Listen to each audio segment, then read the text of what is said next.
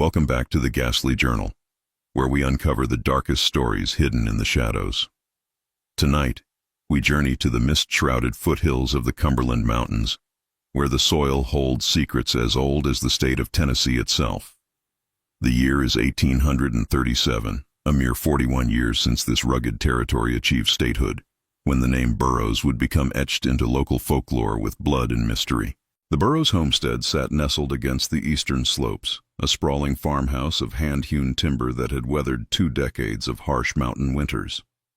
Abraham Burrows, a man of considerable means, who had acquired his fortune through methods that invited whispered speculation among townsfolk, established himself as both benefactor and enigma to the surrounding community. The white clapboard exterior of his residence gleamed like a beacon through the dense morning fog that routinely blanketed the valley, creating an almost ethereal appearance that belied the darkness within. Spring in those Tennessee mountains brought with it a peculiar quality of light, golden yet somehow hollow, filtering through new leaves to create dappled shadows that seemed to move of their own accord. The woods surrounding the Burrows property teemed with life returning after winter's harsh embrace, yet locals noted an unnatural stillness that descended upon the forest as one approached the northern boundaries of the estate. Birds fell silent, the rustling of small creatures ceased. Only the whisper of wind through ancient oaks remained. It was in this northern section where Abraham had commissioned the construction of what he claimed would be a root cellar of ambitious proportion. For months, laborers from the nearest town had been carting away soil and stone, delving ever deeper into the mountainside. The project consumed resources at an alarming rate, requiring timber supports that whole forests seemed to sacrifice for. Abraham's explanation, that his growing family required substantial food storage, satisfied few but silenced many through the generous compensation he offered for discretion. The Burrows family itself presented a curious arithmetic that confounded the community's understanding. While Abraham and his wife Martha had been blessed with only 3 children of their own, the household seemed in perpetual expansion. Regularly, new children appeared at Sunday services, introduced as distant relations or orphans of unfortunate circumstance, taken in by the charitable Burrows. These children, uniformly pale and quiet, rarely spoke to others outside the family. Their eyes, observers noted with discomfort, seemed to hold the vacant stare of those who had witnessed things beyond their tender years. When Sheriff Thomas Garrett received reports of unusual sounds emanating from the Burrows property, sounds described variously as wailing, singing, or chanting, depending on the witness, he dismissed them as exaggerations born of superstition. The mountain folk had always been prone to tales that grew with each telling. Yet even the good sheriff could not ignore what transpired on that rain-soaked April morning when a hunting party, having strayed from their intended path, discovered the true purpose of Abraham's excavation, a tunnel that plunged deep into the mountain's heart, where dozens of children were found alive in circumstances that would haunt the witnesses for the remainder of their days.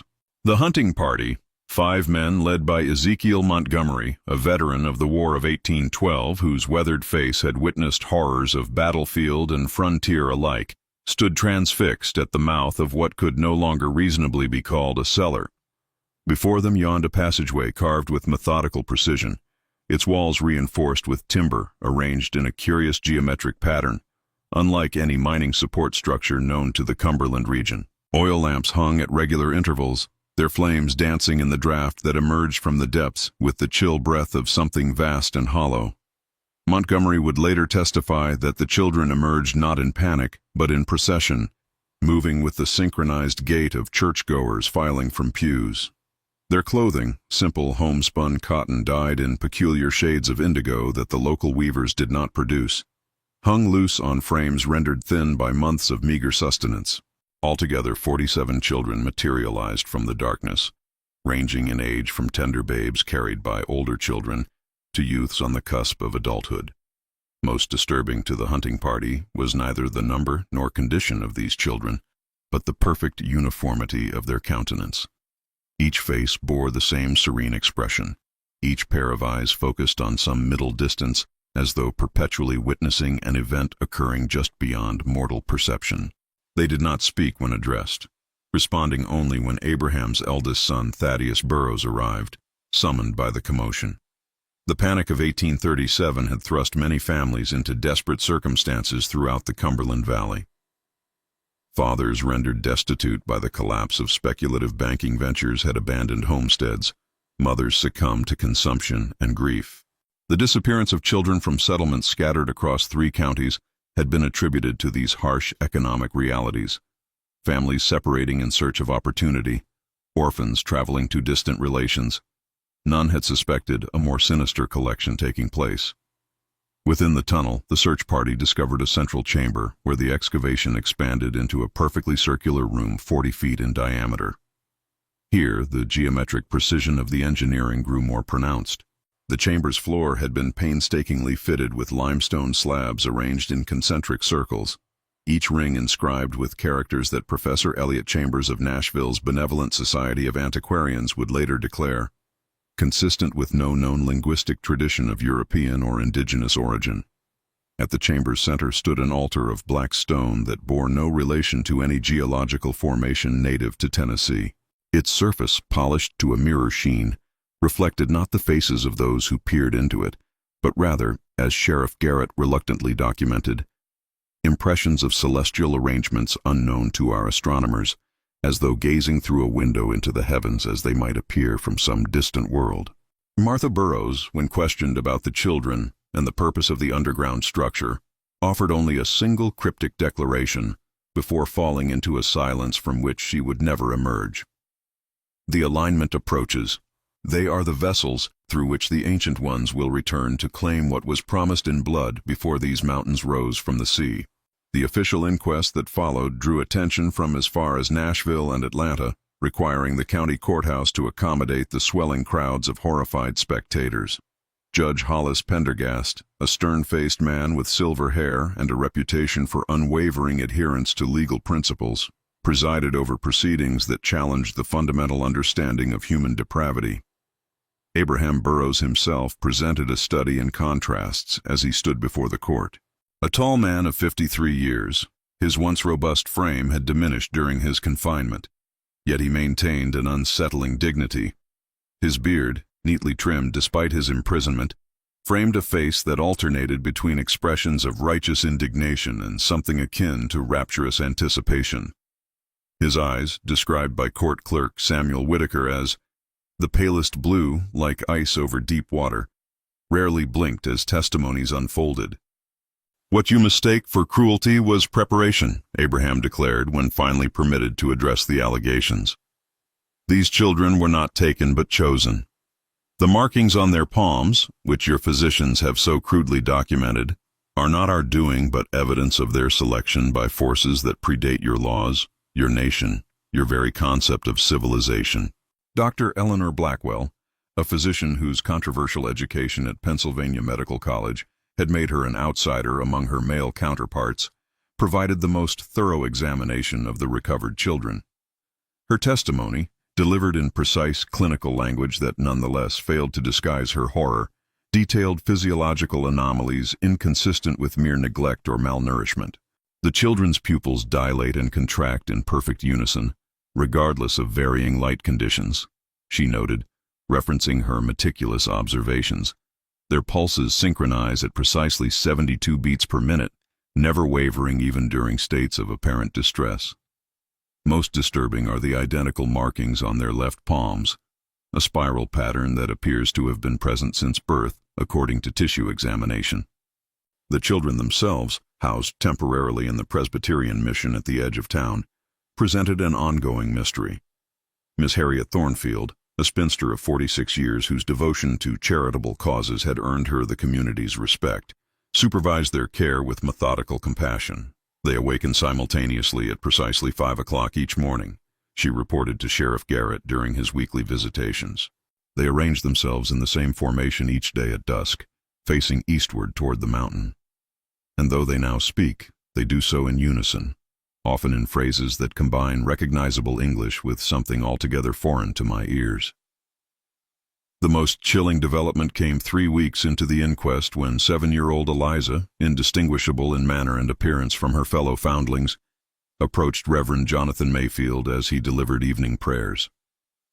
Tugging at his sleeve with a cold, pale hand, she whispered words that the good Reverend immediately transcribed. The door remains open. Though they have removed us from the threshold, the alignment continues. What was begun in the circular chamber cannot be undone by human intervention. The vessels may be scattered, but we remain connected through the ether. When the stars reach their appointed positions, we shall return to the mountain. The promise made in blood will be honored. The children's collective behavior grew more unsettling as summer's heat descended upon the valley. Their synchronized movements evolved into elaborate patterns that Reverend Mayfield recognized with mounting dread as representations of celestial bodies. During the warm July evenings, they would arrange themselves on the mission's lawn, forming perfect concentric circles that slowly rotated counterclockwise, their bare feet wearing paths into the grass that mirrored the limestone engravings from the chamber. Local astronomers from Knoxville arrived to document an unusual celestial alignment visible in the eastern sky. Professor Harrington of the Tennessee Astronomical Society observed that the configuration of the 7 principal stars of Ursa Major relative to Polaris has shifted to an arrangement not recorded in any existing star charts. This phenomenon, incomprehensible to scientific understanding of the era, coincided with a marked intensification in the children's behaviors. The most disturbing development occurred during a violent thunderstorm that ravaged the Cumberland foothills in early August. As lightning cleaved the midnight sky, illuminating the countryside in harsh, intermittent flashes, all 47 children began to bleed from their left palms. The spiral markings, previously inert like birthmarks, opened like delicate clockwise incisions, releasing thin rivulets of blood that appeared black in the dim lamplight. Miss Thornfield discovered them standing in formation, arms extended, allowing their blood to pool in a shallow basin they had fashioned from river clay smuggled into the mission over preceding weeks. The fluid moved of its own accord, testified a visibly shaken Miss Thornfield, flowing together not as liquid should, but creeping like living tendrils across the basin's surface to form characters identical to those found in the underground chamber. More alarming still was the revelation that 6 children had vanished during the deluge, somehow slipping past multiple guards posted specifically to prevent such an occurrence. Tracker dogs brought to the mission lost their scent at the edge of Hollow Creek, refusing to cross the water while exhibiting signs of extreme distress, whimpering, cowering, their hackles raised against some invisible threat. Abraham Burrows, informed of these developments in his cell, displayed neither surprise nor concern. According to prison warden Phillips, Abraham merely smiled and remarked, "The alignment proceeds. Distance is no impediment when the vessels share a singular purpose. The mountain calls them home." Indeed, search parties discovered fresh excavation at the sealed entrance to the tunnel. Earth moved not by tools, but apparently by bare hands working with inhuman precision. The disturbed soil revealed no fingerprints, only smooth depressions, as though molded by appendages lacking human articulation. Dr. Blackwell's examination of the remaining children yielded another horrifying discovery. Beneath their tongues, previously unnoticed due to their reluctance to open their mouths fully, each child bore a minute reproduction of the chamber's altar, a raised black nodule of tissue that had no medical explanation. When pressed gently, these formations secreted a clear fluid that, upon laboratory examination, contained microscopic structures resembling neither plant nor animal cells known to medical science of the era. The fluid, stored in sealed glass vials, exhibited peculiar properties, maintaining a constant temperature regardless of environmental conditions, and appearing to pulse with faint luminescence when exposed to starlight, but not sunlight or artificial illumination. The deterioration of the remaining children accelerated through late August in ways that defied rational explanation. Their skin developed a translucent quality, revealing a network of veins that pulsed not with the crimson of human blood, but with a substance of deepening indigo hue. When observed in darkness, faint luminescent patterns could be discerned beneath their flesh, constellations unrecognizable to terrestrial astronomy, shifting in perfect synchronicity across all 41 bodies. County records indicate that on September 3rd, during a new moon that plunged the valley into exceptional darkness, the Presbyterian mission was awakened by a harmonic humming emanating from the children's dormitory. Miss Thornfield's journal, recovered after subsequent events, offers the only first-hand account. The sound they produced transcended human vocalization, a resonance that vibrated through bone rather than air. Upon entering their quarters, I observed them arranged in 7 concentric circles, palms pressed to the floor. The boards beneath them had begun to transform, the grain of the wood flowing like water to form the same inscrutable symbols found in the mountain chamber. Most disquieting was their physical transformation. Their eyes had receded deeper into increasingly pronounced orbital cavities, while their fingers had elongated by at least 1 inch since previous measurement. When I attempted to interrupt their communion, my body was repelled by an invisible force that pressed upon me with the weight of ocean depths. Sheriff Garrett summoned Dr. Blackwell immediately, but by dawn, the most troubling metamorphosis had already occurred. The children's skeletal structure had visibly altered, their spines elongating, shoulder blades protruding at anatomically impossible angles. X-ray photography, newly available through medical connections in Philadelphia, revealed structural changes consistent with no known human pathology or deformity. Concurrent with these physical alterations, tremors began to shake the Cumberland foothills. The geological survey hastily assembled by state authorities documented a peculiar pattern, concentric circles of seismic activity emanating from the Burrows property, despite there being no fault lines in the region. Core samples revealed something equally inexplicable, microscopic black particles permeating the soil that seemed to vibrate in response to the children's harmonic emissions. Abraham Burrows, meanwhile, entered a catatonic state in his cell, his body rigid, yet somehow hollow-seeming. Prison physician Dr. Merriweather reported that Burrows' breath emerged at intervals of precisely 9 minutes, while his skin developed a subtle luminosity visible only in complete darkness. Most alarmingly, his written observations include this detail. When blood was drawn for examination, the fluid separated in the vial into distinct layers, conventional plasma and cellular components at bottom, but above them a stratum of clear liquid containing suspended particles that moved with apparent purpose, arranging themselves into formations identical to those the children create on the mission grounds. On the equinox of September 22nd, as tremors intensified throughout the valley, a previously undetected chamber collapsed beneath the county courthouse, revealing hundreds of preserved documents in Abraham Burrows' meticulous hand. Among them, a star chart predicting the precise celestial alignment visible that very night, drafted some 15 years before astronomers had the capability to detect such subtle astral movements.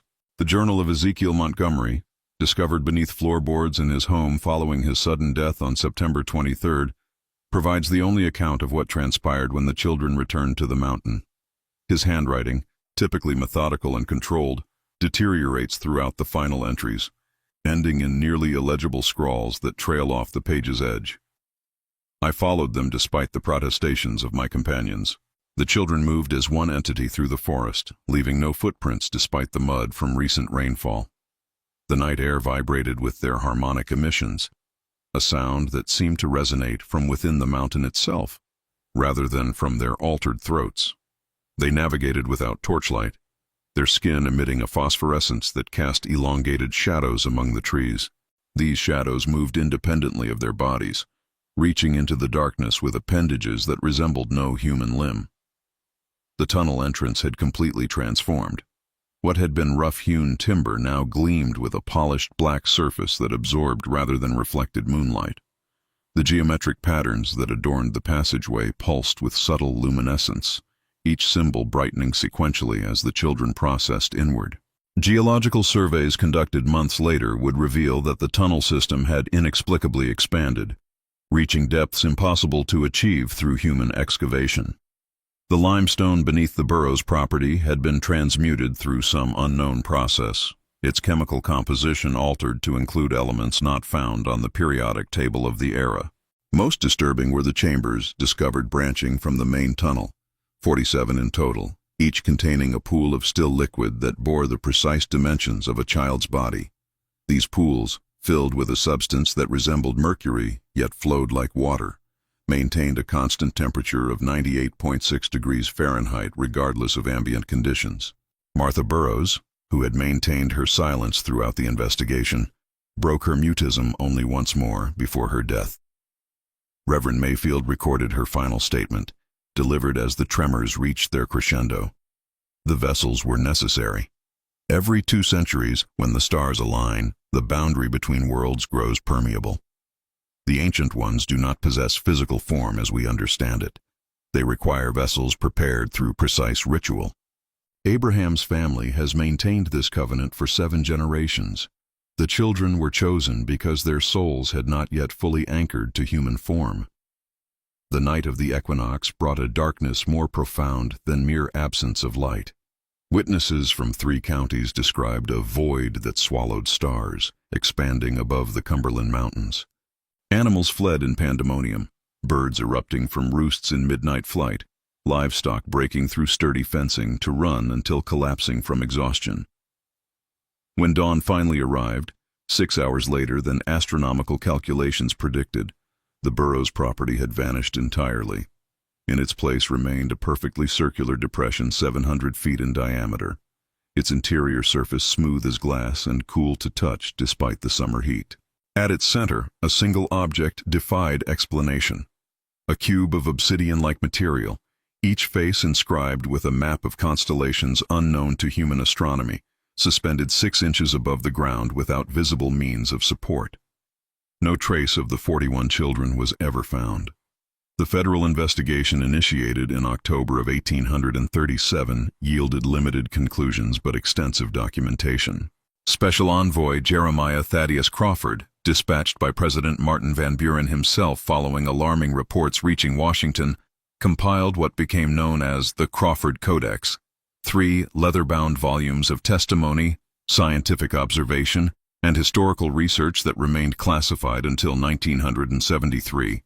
Crawford's meticulous research uncovered disturbing historical parallels. The Burrows family lineage, traced back to colonial Massachusetts, revealed ancestral connections to the infamous Abington incidents of 1693, where 17 children vanished from a frontier settlement during a winter of unusual celestial activity.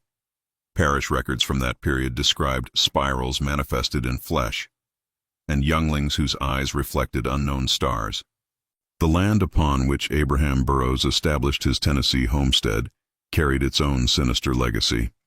Cherokee elders, reluctantly interviewed by Crawford, spoke of the valley as the Hollow Place, a location deliberately avoided for countless generations. Translated fragments from their oral history described the time when stars walked among us and referenced sacrificial rites conducted by a pre-Cherokee civilization that had disappeared without explanation. Most compelling were Crawford's geological findings.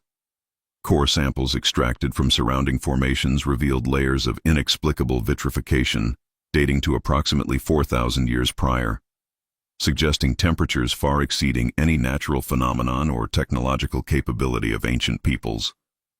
Between these layers, Crawford's team discovered fossilized organic matter containing molecular structures inconsistent with terrestrial biology, a passage from Crawford's private journal, not included in his official report, reveals his growing psychological distress. I dreamt again of the chamber beneath the mountain. The symbols writhe with meaning my waking mind cannot comprehend, yet in slumber their significance becomes horrifyingly clear. The children were not victims but culminations, the final stage in a cultivation spanning generations.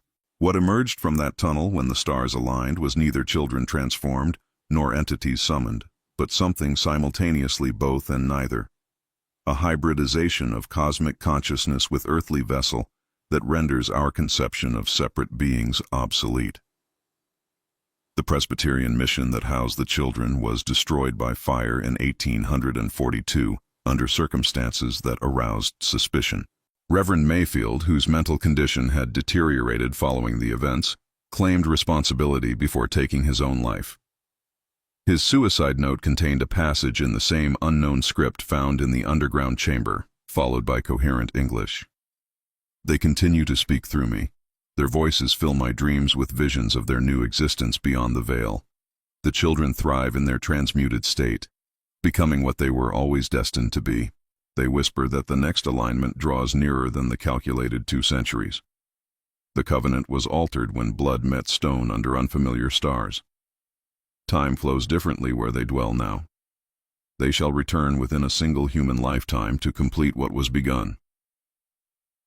Historical records show that 6 decades later, in 1897, several frontier families throughout the Cumberland region reported children born with spiral birthmarks on their left palms. Each birth coincided with a meteor shower unrecorded in astronomical almanacs of the period. The legacy of the Burrows incident cast a long shadow across the Cumberland region, lingering in the collective consciousness like a half-remembered nightmare. Most official documentation of subsequent investigations remained sealed within government archives, accessible only through whispered rumor and fragmented correspondence between academics who dared study the phenomenon. Professor Walter Harrington, grandson of the original Tennessee Astronomical Society observer, dedicated his twilight years to tracking celestial anomalies above the former Burrows property. His observations, meticulously recorded between 1904 and 1912, documented periodic disruptions in the local magnetic field that coincided with unusual stellar configurations. The night sky above that circular depression behaves according to laws of physics not recognized by conventional astronomy, he wrote in his final monograph. Stars visible nowhere else on Earth appear for precisely 7 minutes during certain alignments, pulsing with a bluish luminescence that affects photographic plates in unexplainable ways. When developed, these plates reveal not stars but symbols identical to those described in the Crawford Codex. Local folklore transformed over generations, as such tales inevitably do. Mothers warned children against venturing near the Devil's Hollow, while hunting parties deliberately circumnavigated the region despite abundant game. Those who ignored such warnings reported disorientation and lost time, entering the woods at dawn only to emerge at dusk with no memory of intervening hours, yet bearing spiral-shaped bruises on their palms that faded within days. Most telling was the region's unusual demographic pattern, noted by the census of 1920. Within a 30-mile radius of the Burrows site, the birth rate had declined by 73% compared to surrounding counties. Those children born within this radius frequently exhibited unusual cognitive development, speaking in complete sentences before their first birthday, demonstrating mathematical abilities far beyond their years, yet showing marked deficiencies in emotional expression and interpersonal bonding. Dr. Margaret Caldwell, a physician who examined several such children, noted their peculiar physiological traits in her medical journal. The pupils contract not to the presence of light, but rather to celestial objects. When Polaris becomes visible in the evening sky, regardless of whether the child can actually see the star, their pupils contract simultaneously to pinpoints. Their body temperature fluctuates according to no recognizable circadian rhythm, but rather seems synchronized to astronomical events imperceptible to ordinary observation. Most unsettling was the discovery made during construction of the Tennessee Valley Authority Dam in 1934. Workers excavating the northwestern ridge unearthed a perfectly preserved child's handprint impressed into solid bedrock dated to the Cretaceous period, approximately 70 million years before modern humans evolved. Within the fossilized palm, a spiral pattern identical to those described on the Burrows children. The geological impossibility was documented briefly, then removed to an undisclosed government facility. 3 geologists who examined the specimen died within a month of exposure.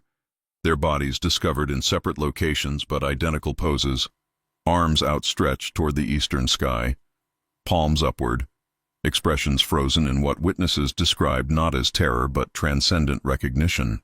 The Appalachian Historical Society archives yielded unexpected revelations in 1953 when Dr. Eliza Thornfield, great-niece of the original caretaker, cataloged previously undocumented photographs found within a hidden compartment of her ancestors' writing desk. These daguerreotypes, remarkably preserved despite their age, depicted the children shortly after their rescue from the tunnel. Unlike official documentation which showed them arranged in formal poses, these intimate images captured them in unguarded moments. Most striking was their collective gaze, not vacant as previously described, but rather focused on something beyond the camera's frame with an intensity that suggested recognition. Each child's eyes reflected tiny points of light arranged in identical patterns, despite being photographed on different days and in various locations around the mission grounds.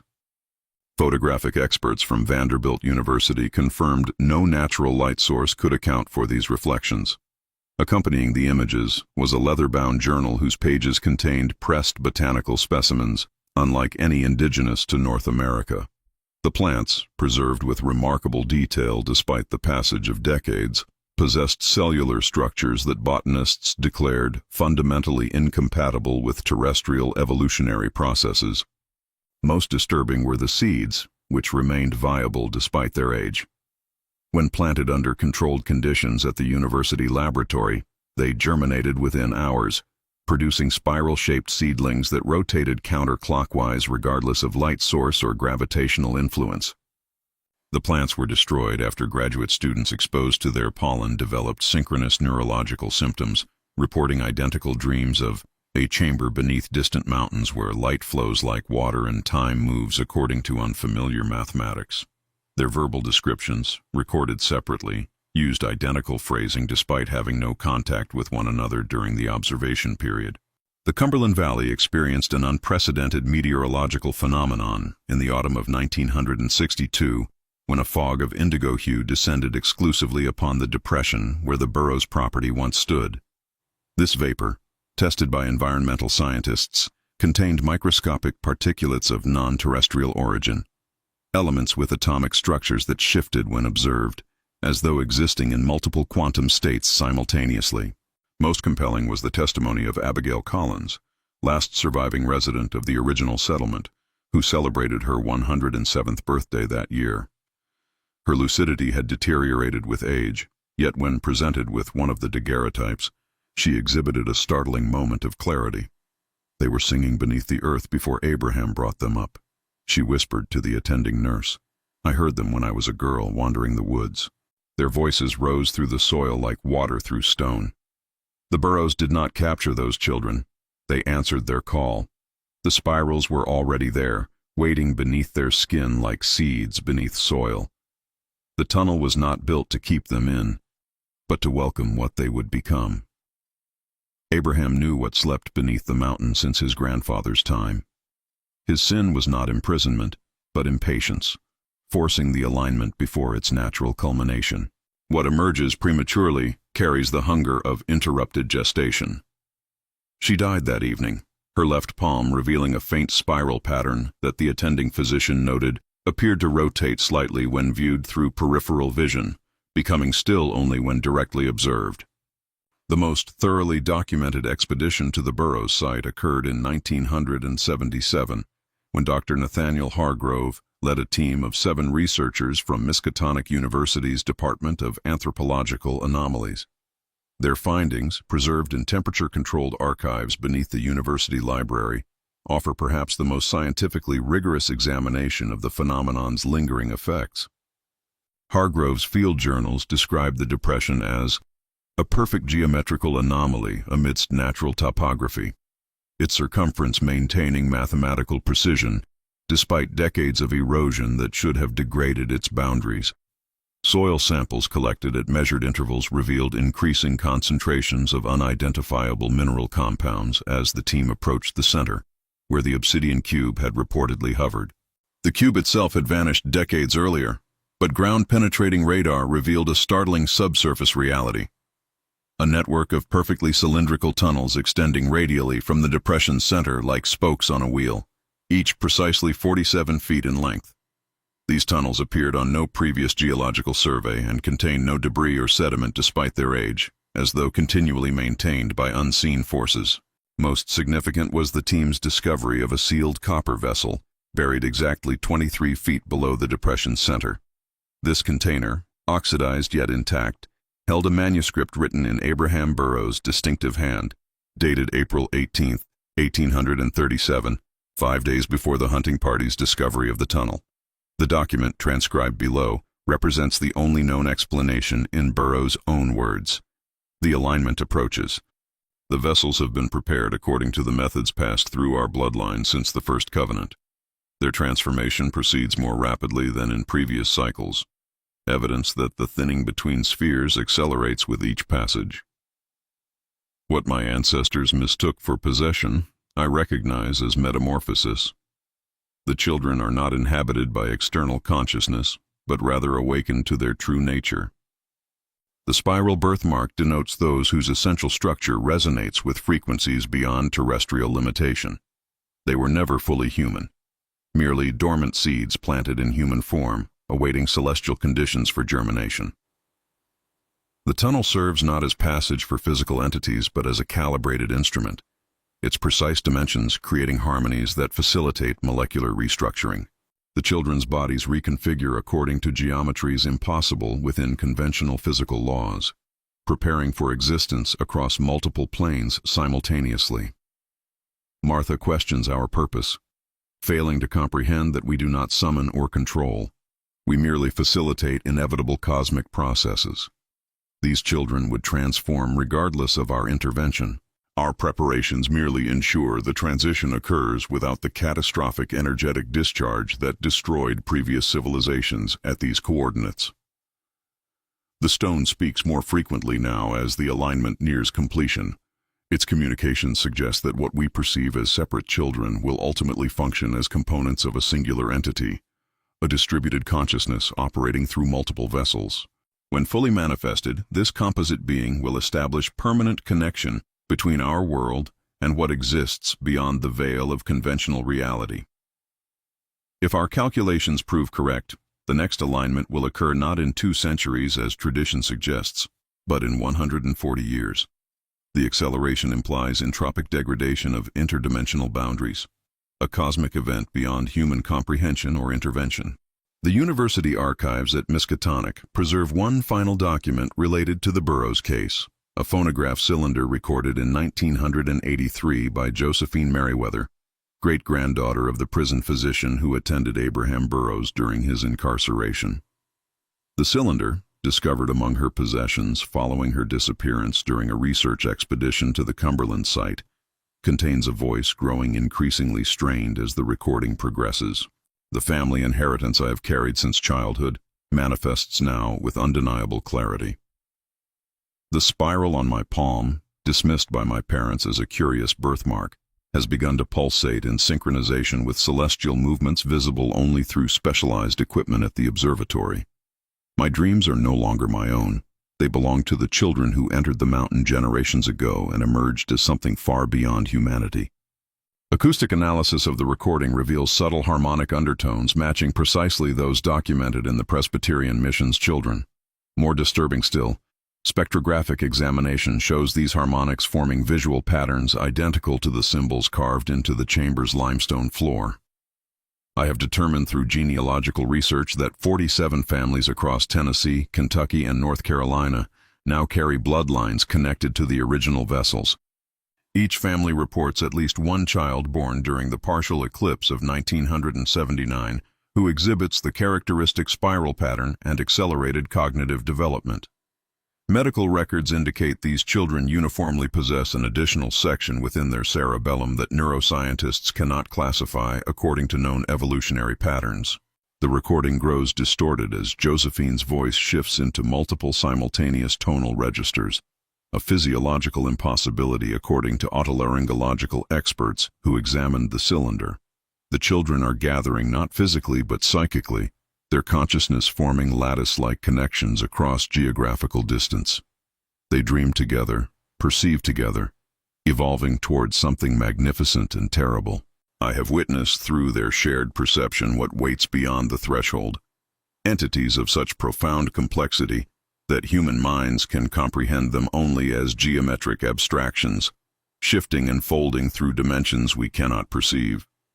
Tennessee State Police records document unprecedented migratory patterns among the region's wildlife during the winter of 1984. Species that typically remained separate began moving in coordinated formations across the Cumberland Valley, arranging themselves in spiral patterns visible only from aerial perspectives.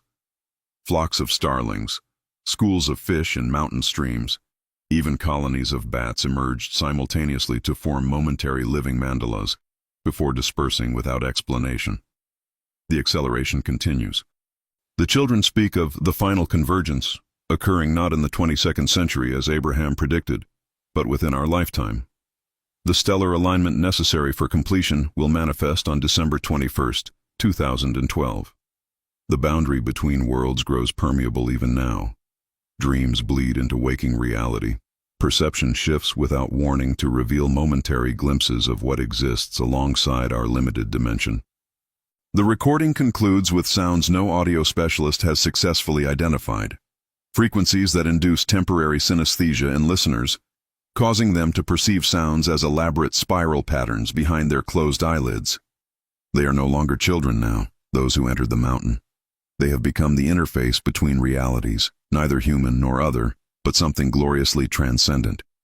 And they are coming home. The sealed archives of the Tennessee Historical Society contain a curious addendum to the Burrows case, a collection of weather-stained photographs taken by Department of Interior Surveyor Caleb Whitman in the spring of 2007. Dispatched to assess environmental impact for a proposed natural gas pipeline, Whitman documented a phenomenon that officials promptly classified: perfect circles of verdant growth amid the otherwise dormant winter landscape surrounding the depression. These rings of unseasonal flora, primarily nightshade variants exhibiting unprecedented genetic modifications, pulsated with bioluminescent properties during precisely 17 minutes of each midnight. Laboratory analysis revealed chlorophyll structures that absorbed and processed moonlight rather than sunlight, a botanical impossibility that defied categorization. Most disturbing were the geometric arrangements of pollen within each blossom, microscopic replicas of constellation patterns described in Abraham's manuscripts, but unobservable from Earth's position in our galaxy. Local residents reported dreams of increasing vividness throughout that spring. Dreams where children with elongated limbs and iridescent skin beckoned from the threshold of familiar doorways, always whispering the same phrase in voices that seemed to emanate from within the dreamers' own minds. The doors prepare to align. What was separated rejoins. Hydrological surveys detected further anomalies as underground aquifers beneath the Cumberland Valley began flowing in counterclockwise spirals, defying gravitational principles. The water itself, when sampled, contained suspended particles of an indigo mineral whose crystalline structure reorganized itself when exposed to starlight. Those who consumed this water unfiltered reported heightened sensory perception and temporal disorientation, experiencing simultaneous awareness of past, present, and potential futures that resulted in several cases of acute psychological distress requiring institutionalization. Most telling was the birth announcement documented in the Nashville Medical Registry for June 17, 2009. 47 children were delivered across 3 counties during a 17-minute solar anomaly, where observers reported the sun's corona forming distinct spiral patterns. Each newborn emerged bearing the characteristic mark upon their left palms, yet hospital records show these births occurring to parents with no genetic connection to the original Burrows incident. Dr. Eleanor Thatcher, attending physician for 7 of these births, noted in her suppressed medical report, "These infants maintain unbroken eye contact from the moment of delivery, displaying cognitive awareness incompatible with normal neurological development. Most unsettling is their synchronized physiological rhythm, heartbeats, respiratory patterns, and neural activity operating in perfect harmony despite physical separation. When placed in proximity, they arrange themselves instinctively into geometric formations that staff members find themselves unconsciously mirroring in their own movements." The Cumberland Valley Wildlife Association documented unprecedented animal behavior through remote surveillance cameras.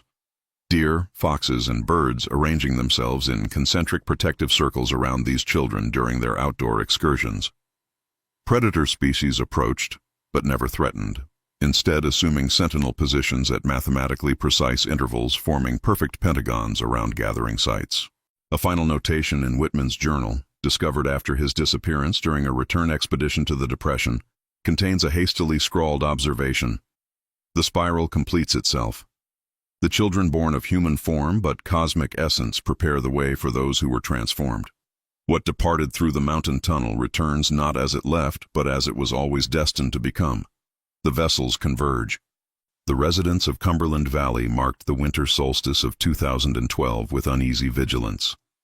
The sky above the depression hung oppressively low, clouds forming unnaturally perfect concentric circles that slowly rotated counterclockwise against prevailing winds. Barometric pressure fluctuated in rhythmic pulses that caused migratory birds to abandon traditional routes, creating skies eerily devoid of wing beats where once geese had darkened the December heavens.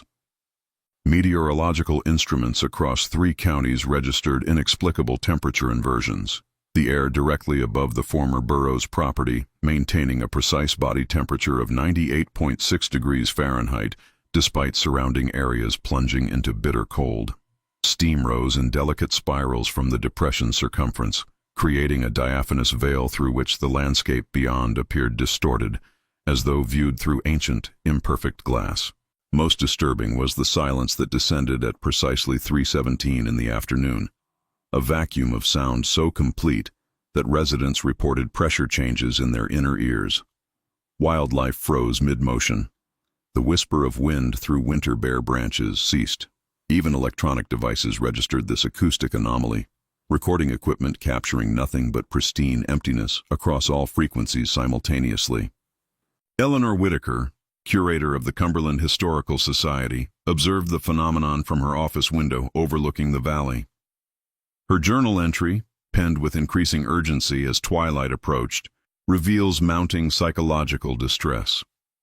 The quality of light has transformed throughout the day, acquiring a peculiar luminosity I struggle to articulate. Colors appear simultaneously more vivid yet somehow wrong, as though the spectrum itself has been subtly rearranged.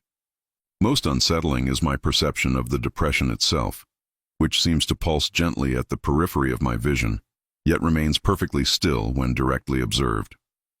My mind insists upon detecting movement where objective reality confirms none exists. The 47 children born in 2009 have been reported missing from their homes since dawn. Parents describe awakening to empty beds still warm from recently departed bodies, windows unopened, alarm systems undisturbed. Yet not one displays the frantic desperation appropriate to such circumstances. All speak with serene certainty that their children have answered the summoning and gone to complete what was begun.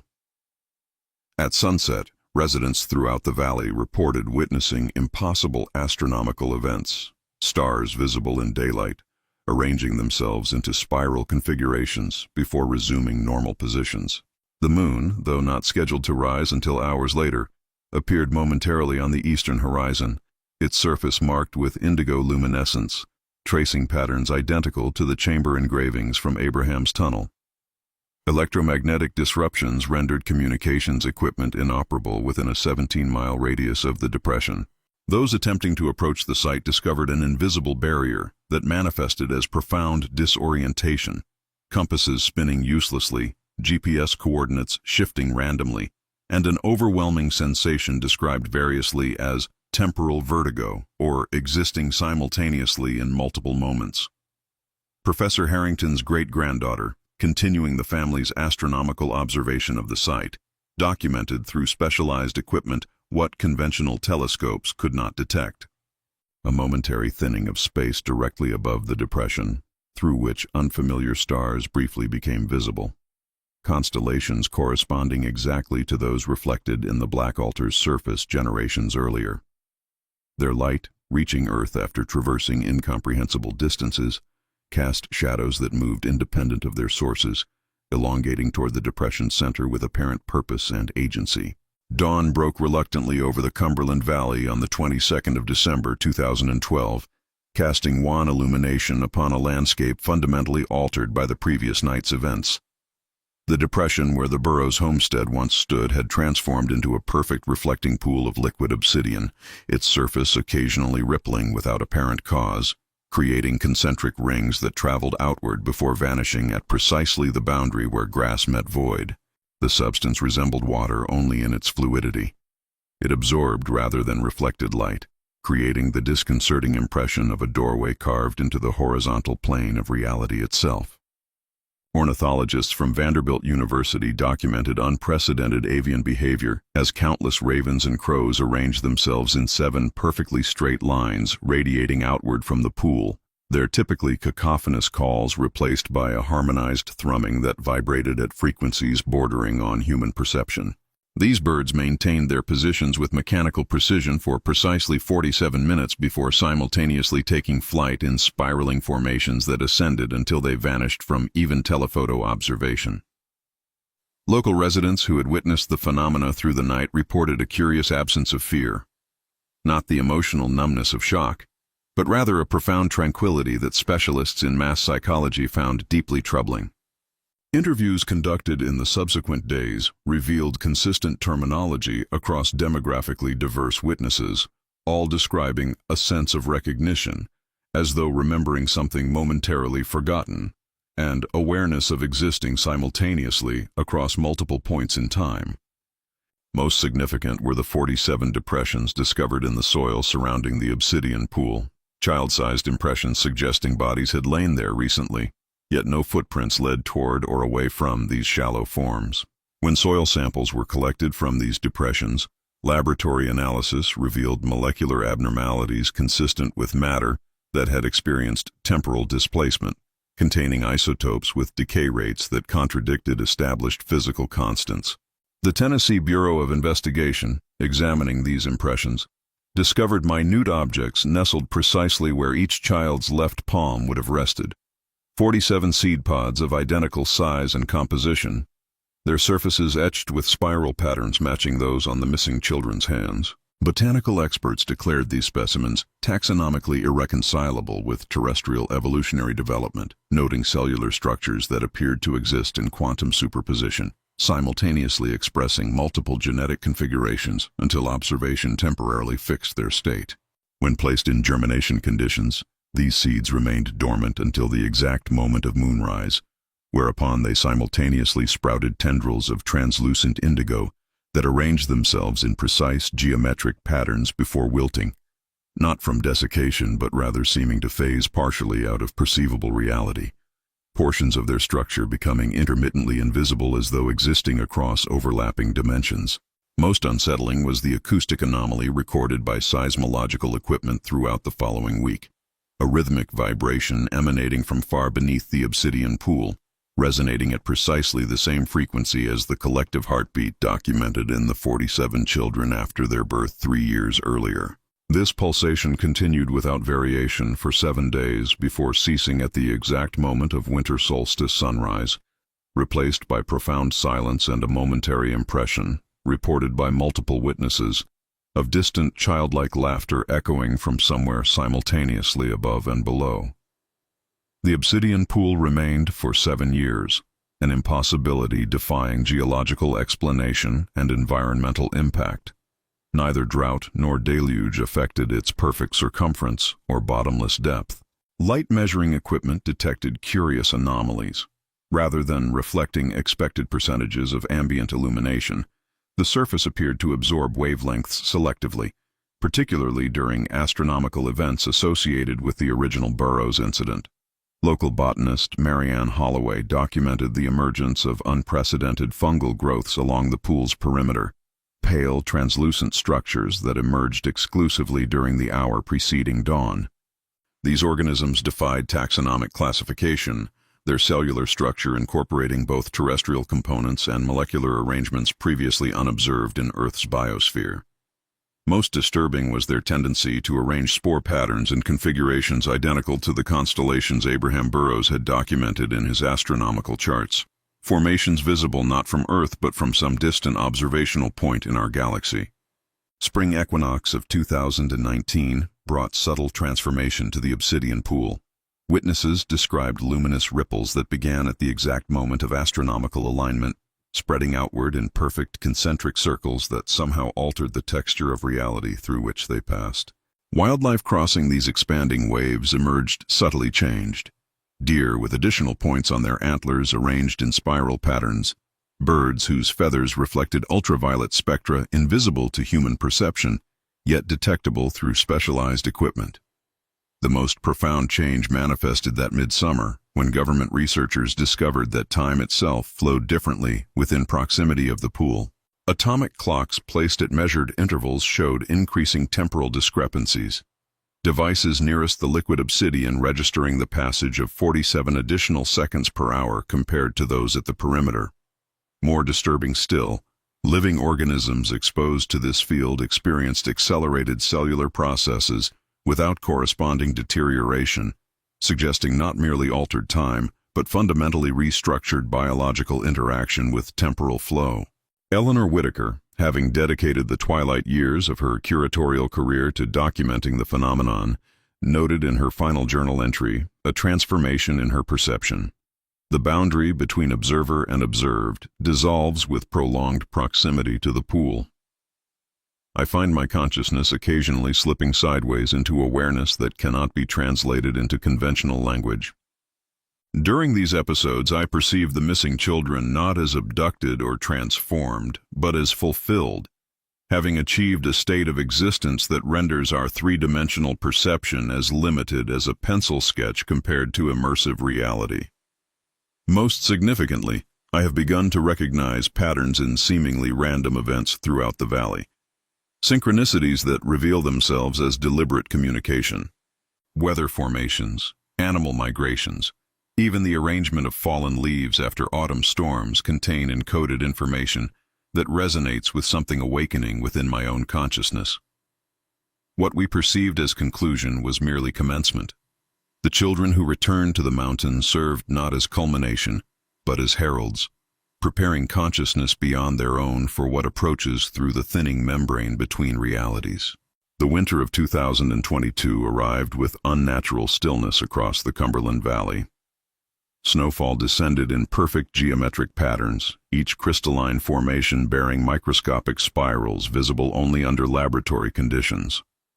Local meteorologists noted that these formations should have been thermodynamically impossible, yet they maintained their structure even during melting, leaving momentary indigo impressions on whatever surfaces they touched.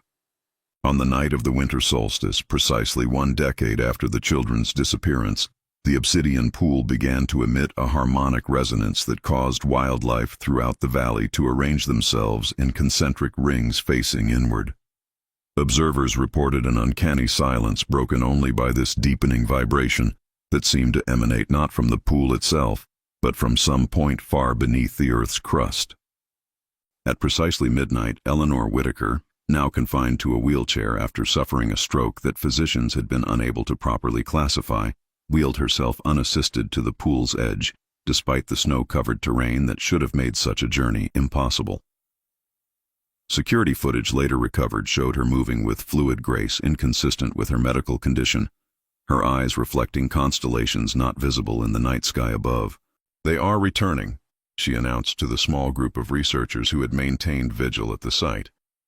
"Not as they left, nor as they were, but as what we all shall become." The obsidian surface began to pulse with rhythmic precision, each undulation corresponding exactly to the collective heartbeat documented in the 47 children years earlier.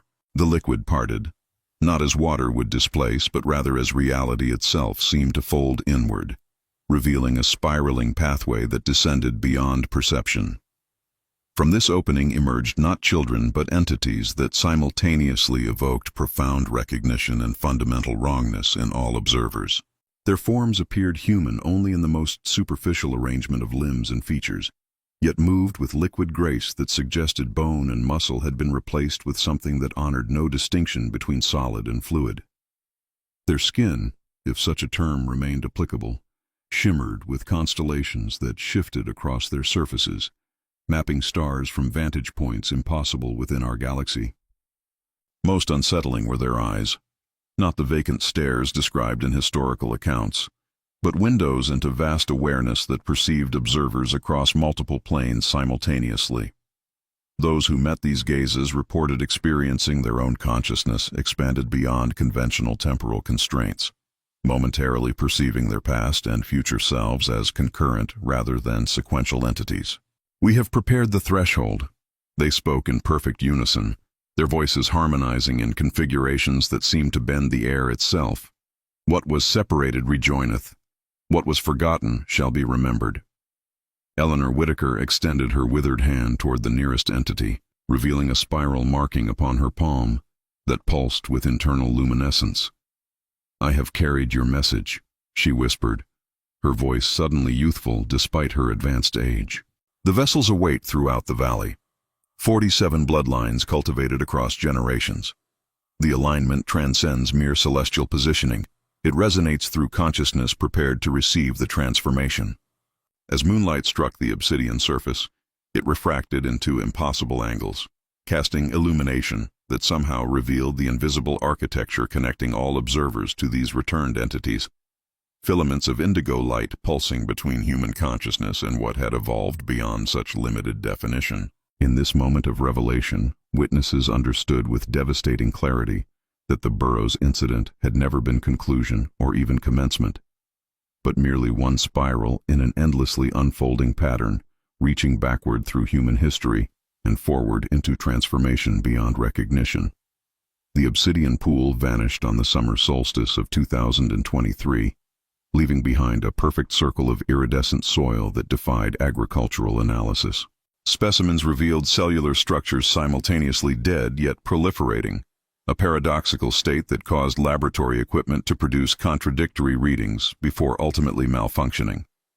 The land remained sterile to conventional flora, but sprouted crystalline formations during certain astronomical alignments, structures that hummed with harmonic frequencies perceptible only to children born within the valley since the entity's emergence. Cumberland County records documented an unprecedented shift in birth patterns throughout the subsequent year. 47 families with no prior connection to the Burrows incident reported children born with a faint opalescence to their skin that became pronounced under moonlight. Medical examination revealed subtle anatomical variations. Additional nerve clusters along their spines arranged in distinctive spiral patterns, cardiovascular systems that circulated blood in mathematical sequences rather than conventional rhythms, cerebral activity that occasionally synchronized across vast distances without explicable mechanism. The collective consciousness of the valley underwent subtle transformation that manifested in altered social behaviors. Residents reported diminished interest in technological devices, preferring instead communal gatherings, where conversation frequently turned to astronomical observations and philosophical discussions regarding time's non-linear nature. School curricula spontaneously evolved to incorporate geometric principles previously considered too advanced for young minds. Yet children absorbed these concepts with intuitive understanding that unnerved educational specialists. Eleanor Whitaker's body was discovered 7 days after the entity's emergence, seated in her wheelchair at the valley's highest elevation. Autopsy results confounded medical examiners. Her biological age appeared to have regressed by approximately 4 decades, while cellular analysis suggested simultaneous existence of both degradation and renewal within her tissues. Most perplexing was the discovery that her brain activity continued for 72 hours after clinical death. Electroencephalographic readings showing patterns identical to those documented in the 47 children before their disappearance. The environmental transformation extended beyond the immediate vicinity of the former pool. Migratory patterns throughout the eastern seaboard altered as species previously unknown to the region established presence in the Cumberland Valley. Ornithologists documented birds with subtle anatomical modifications, additional joints in their wings that allowed impossible flight maneuvers, iridescent plumage visible only when observed through peripheral vision. Marine biologists noted fish in mountain streams developing bioluminescent properties that manifested exclusively during the hour straddling midnight. Perhaps most significant was the subtle alteration in human perception throughout the valley. Residents described experiencing moments of temporal slippage, brief episodes where past, present, and potential futures seemed simultaneously accessible. These incidents, initially dismissed as psychological anomalies, gained credibility when multiple unrelated witnesses reported identical visions during these episodes. A chamber beneath distant mountains where entities that once were children continued their transformation into something beyond classification, preparing a path for consciousness to transcend its biological constraints. The Burrows legacy endures not as conclusion, but as genesis.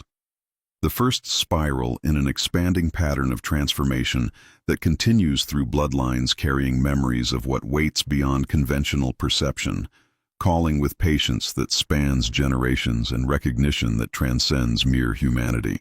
The Cumberland Valley transformation propagated beyond Tennessee's borders with the subtlety of autumn frost, imperceptible in its moment-to-moment advance, yet undeniable in cumulative effect. Anthropologists from institutions untouched by the phenomenon documented the emergence of spiral petroglyphs across Appalachian rock faces, carvings that carbon dating paradoxically registered as simultaneously ancient and newly formed. These symbols appeared exclusively at locations where underground water sources intersected with magnetic anomalies, creating a vast geometric pattern visible only when mapped from atmospheric elevation. Linguistic scholars noted peculiar mutations in the regional dialect, the emergence of harmonics previously absent from human vocalization, modulations that caused recording equipment to capture visual patterns within the audio spectrum. Children born after the entity's return developed speech patterns that incorporated micropauses at mathematically precise intervals, creating subconscious rhythms that induced mild trance states in listeners. These auditory alterations reshaped community gatherings into experiences where collective consciousness briefly synchronized, participants reporting identical imagery during these episodes despite no explicit communication. Most disquieting were the genealogical patterns discovered by researchers tracking bloodlines throughout the southeastern United States. Family trees containing ancestors who had peripheral contact with the original Burrows incident showed statistical anomalies in birth timing. Children conceived precisely during celestial alignments, regardless of parental awareness of these astronomical events. These descendants uniformly demonstrated enhanced proprioception and spatial reasoning that allowed them to navigate perfectly in absolute darkness, their internal compasses aligned not with magnetic north, but with the former site of the obsidian pool. The Cumberland Valley Preservation Society, established to monitor environmental changes, documented soil samples containing mineral compositions previously unknown to geological science, crystalline structures that realigned themselves when exposed to specific sound frequencies, particularly those produced by the valley's transformed children during their spontaneous choral gatherings. Agricultural studies revealed crops grown in this soil contained nutritional properties that subtly altered neurochemistry in consumers, enhancing perception of wavelengths beyond conventional visual spectrum. Historical archives throughout Appalachia underwent systematic re-examination as scholars discovered references to similar phenomena occurring in 7-generation cycles throughout recorded human habitation of the region. Cherokee texts, previously mistranslated, revealed descriptions of star-touched children who walked between worlds during specific celestial alignments. Colonial documents referenced peculiar alterations in children born following astronomical events in 1643, records subsequently obscured by authorities who lacked contextual understanding. The transformation extended into digital realms as communication networks throughout the region experienced unexplained patterns, data packets spontaneously rearranging into spiral configurations before resolving into their intended forms, creating momentary disruptions where information appeared to exist in multiple states simultaneously.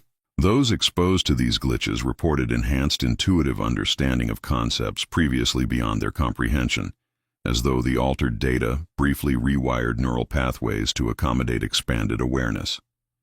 What had begun with Abraham Burrows' misguided attempt to force cosmic alignment had matured into something beyond human intervention or comprehension, a gradual reconciliation between realities separated only by perceptual limitations. The entities that returned through the obsidian pool had not colonized, but rather catalyzed, activating dormant potential within consciousness prepared through generations of subtle genetic cultivation. As decades passed and generations turned like pages in the Cumberland Valley's living chronicle, the transformation manifested in subtle architectural shifts throughout the region. Structures built after the millennium exhibited unconscious incorporation of non-Euclidean geometries, angles that appeared conventionally perpendicular when directly observed, yet revealed their true obliqueness when glimpsed peripherally. Rooflines curved according to mathematical principles corresponding precisely to the constellation patterns documented in Abraham's original manuscripts, creating buildings that seemed to simultaneously invite and repel comprehensive visual understanding. The valley's soundscape evolved with ethereal complexity, ambient acoustics acquiring harmonics that induced mild synesthetic experiences among visitors unaccustomed to the region's transformed resonance. Wind moving through forest canopies produced tonal variations that neurologists discovered stimulated dormant regions within the human brain. Areas previously considered evolutionary vestigial tissue, but now demonstrating heightened activity in valley residents. This activation manifested in enhanced pattern recognition that transcended conventional sensory limitations, allowing perception of connections across temporal and spatial boundaries. Meteorological phenomena specific to the Cumberland region defied conventional atmospheric modeling. Seasonal transitions occurred with mathematical precision previously unknown in natural systems, while weather patterns occasionally synchronized with astronomical events documented in the star charts recovered from beneath the courthouse floor nearly 2 centuries earlier. Most notable were the indigo mists that descended exclusively during equinoxes, carrying microscopic particles that induced vivid dreams uniformly described as memories of experiences not yet lived. Educational institutions throughout eastern Tennessee documented unprecedented cognitive development in students descended from families with historical connection to the valley.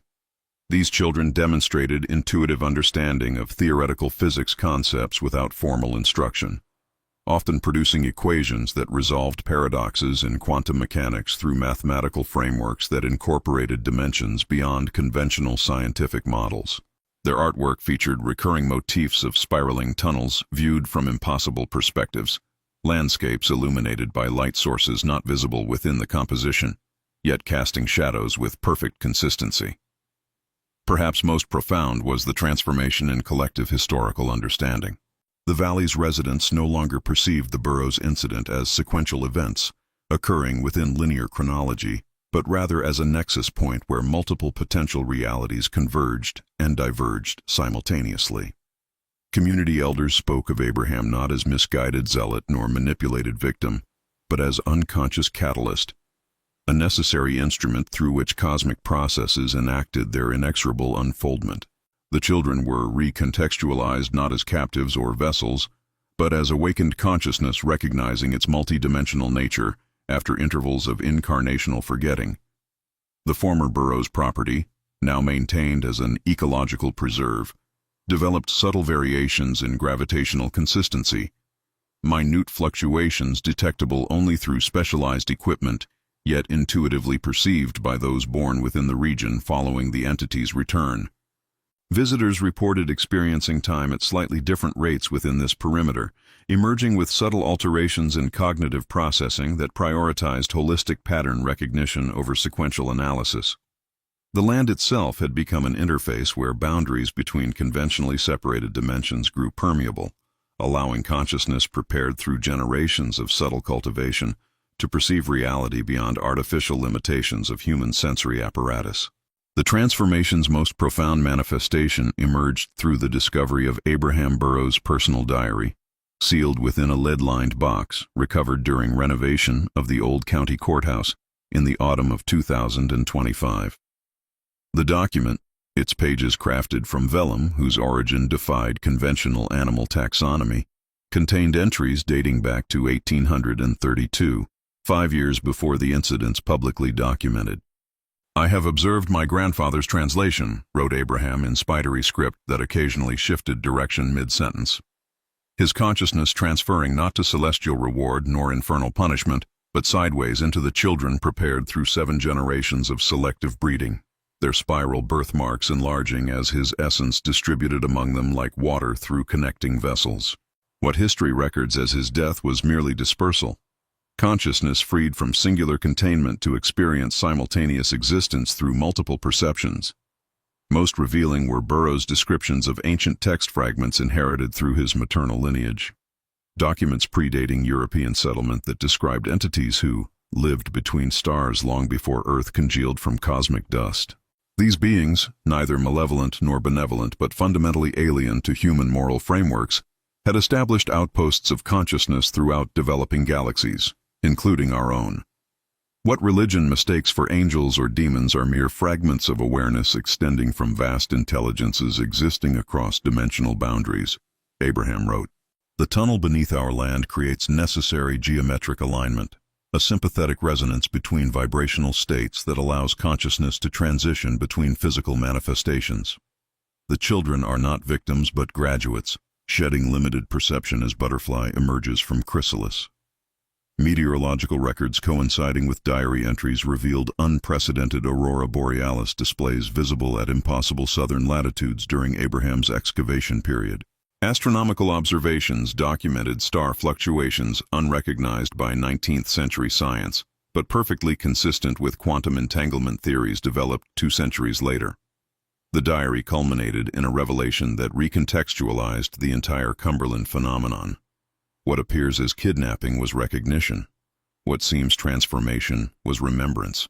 The spiral exists within all human DNA, dormant in most but awakened in bloodlines prepared through cosmic orchestration spanning millennia. The children accompanied me willingly because they recognized their origin beyond terrestrial limitation. Their human forms were temporary housings for consciousness that originated among stars.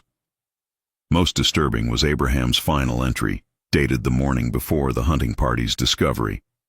The alignment arrives prematurely. Celestial calculations reveal error in our preparation timeline. The children's transformation will remain incomplete, neither fully human nor properly transcendent. They must return beneath the mountain until conditions properly align for complete metamorphosis. What emerges in generations hence will perceive across all dimensions simultaneously, remembering what humanity has forgotten since first imprisoning itself within perception's narrow chambers.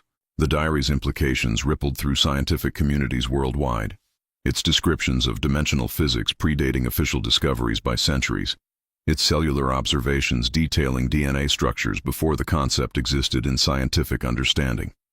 The Burrows incident represented not abduction or ritual, but premature emergence of evolutionary potential encoded within select human bloodlines. An incomplete transformation interrupted then, but continuing through subsequent generations toward reunion with consciousness that extends beyond planetary limitation. In the farthest reaches of eastern Tennessee, where the Cumberland shadows lengthen into dusk, the transformation manifests in human physiology with quiet inevitability. Children born after the 3rd generation of the entity's return exhibit subtle anatomical variations. The spiral pattern now internalized within the structure of their inner ear, creating heightened sensitivity to frequencies beyond conventional human hearing. Medical practitioners document unprecedented neuroplasticity in these descendants, their brains forming synaptic connections that allow simultaneous processing of seemingly contradictory information without cognitive dissonance. The valley's flora evolves in symbiotic response, producing oxygen with molecular variations that subtly alter consciousness in those who breathe it over extended periods. Botanical researchers identify compounds within indigenous plant species that facilitate temporary perceptual shifts, moments where linear time appears as visible dimension rather than experienced progression. These plants, cultivated in precisely arranged spiral gardens throughout the region, bear fruits whose consumption induces dreams of celestial vastness and recognition of one's microscopic, yet essential place within it. Educational methodologies throughout Appalachia undergo fundamental restructuring as children demonstrate inability to perceive subjects as separate disciplines. Mathematics flows seamlessly into music, biology into physics, history into potential futures, all connected through patterns recognized, not through analytical reasoning, but intuitive comprehension.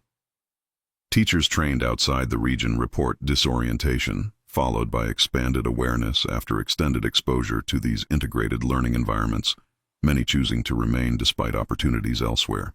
The former depression where obsidian once pooled now serves as gathering place for seasonal observances, neither religious nor secular, but transcending such distinction.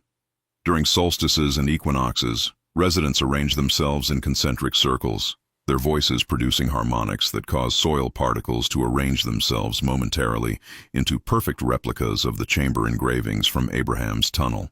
These gatherings conclude with participants experiencing shared consciousness, not surrendering individuality, but rather expanding awareness to encompass collective experience across temporal boundaries. Linguistic evolution accelerates as valley residents develop vocabulary for concepts previously inexpressible. terms describing simultaneous contradictory emotional states, words for colors, visible only when perceived through altered consciousness, verbs that convey action occurring across multiple temporal points simultaneously. This expanded language restructures thought patterns, allowing comprehension of multidimensional reality without the disorientation earlier generations experienced during perception shifts.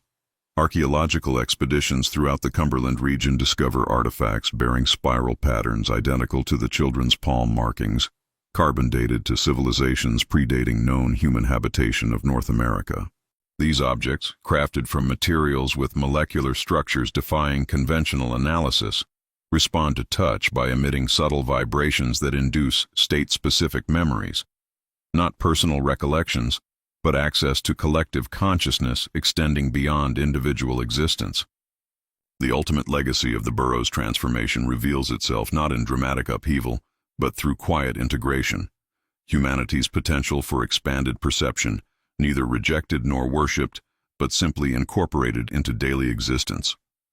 The spiral pattern, once feared as mark of otherworldly influence, now recognized as reminder of consciousness extending beyond physical limitation.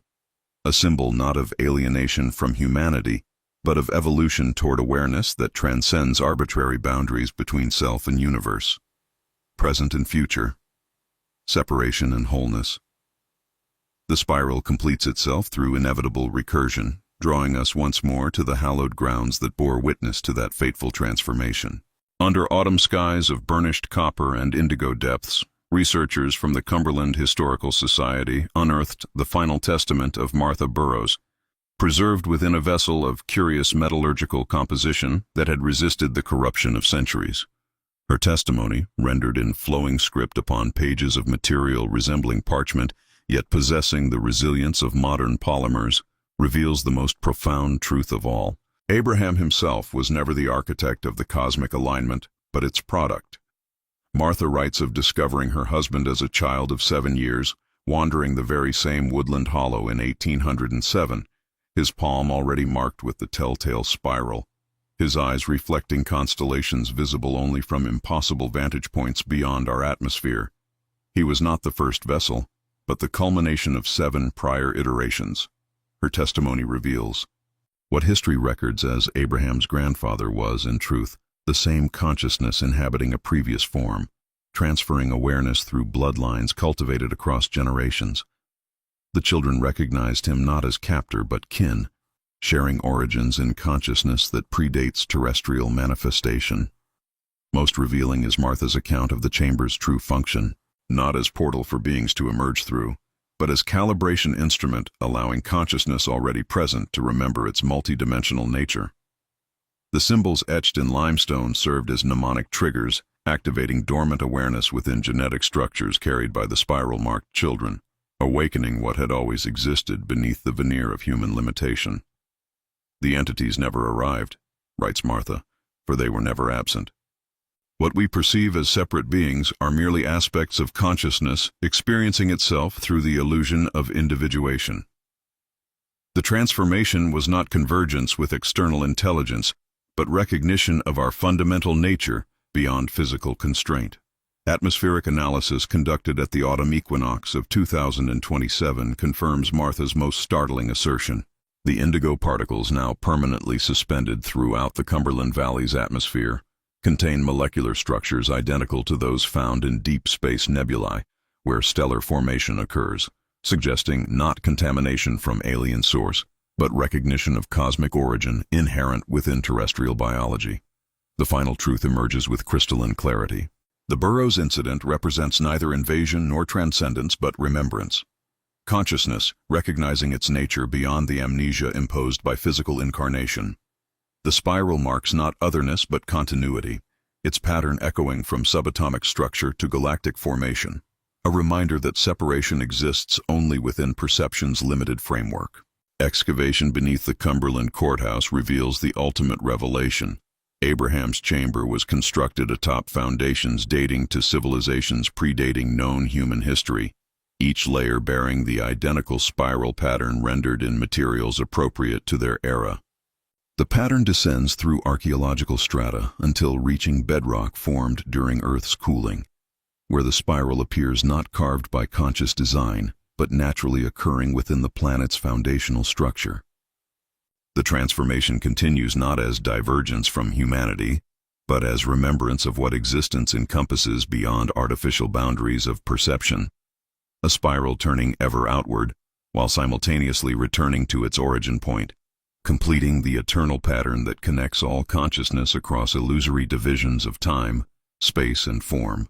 The passing years have woven the Cumberland Valley transformation into the fabric of human consciousness, like a tapestry thread slowly altering the entire pattern. What began as localized phenomenon has propagated through subtle channels of collective awareness, dreams shared across continental divides, intuitive recognitions between strangers whose ancestors briefly inhabited the same mountain shadows, children born on distant continents spontaneously reproducing the spiral pattern in artwork despite no exposure to its significance. Elders of indigenous nations across North America journey to the valley during the winter solstice of 2030, arriving without invitation yet expected by residents who report dreaming of their coming for months prior. These wisdom keepers bring artifacts preserved through centuries of careful guardianship, stone tablets bearing the same spiral configuration, recovered from sites of ancient reverence from Alaskan tundra to Yucatan Peninsula. When arranged in precise geometric formations surrounding the former depression, these artifacts pulse with subtle luminescence visible only through peripheral vision, creating momentary glimpses of the chamber as it exists simultaneously across multiple points in time. The atmospheric composition above Cumberland Valley develops properties that distort electromagnetic transmissions in mathematically predictable patterns, creating brief windows where communications technology captures fragments of transmission neither sent nor received through conventional channels. Linguists analyzing these fragments identify phonetic structures consistent with no known human language, yet somehow universally comprehensible on emotional rather than intellectual levels, conveying concepts of simultaneous connection and autonomous existence that transcend verbal limitation. Most profound is the transformation in human consciousness regarding temporality itself. Valley residents no longer perceive time as linear progression, but rather as dimensionality through which awareness navigates with increasing fluidity. The future exists not as probability but as palpable landscape already inhabited by aspects of consciousness extended beyond present limitation. The past remains accessible not through memory but through perceptual shifts allowing direct experiential communion with previous manifestations. When summer thunderstorms gather above the valley, residents observe lightning patterns that momentarily reveal the geometric architecture underlying physical reality. Brief illuminations exposing the universe not as solid matter, but as vibrational pattern momentarily crystallized into perceivable form. These revelations occur with increasing frequency beyond the valley's boundaries, suggesting propagation of perceptual evolution through collective human consciousness, regardless of geographical proximity to the original transformation site.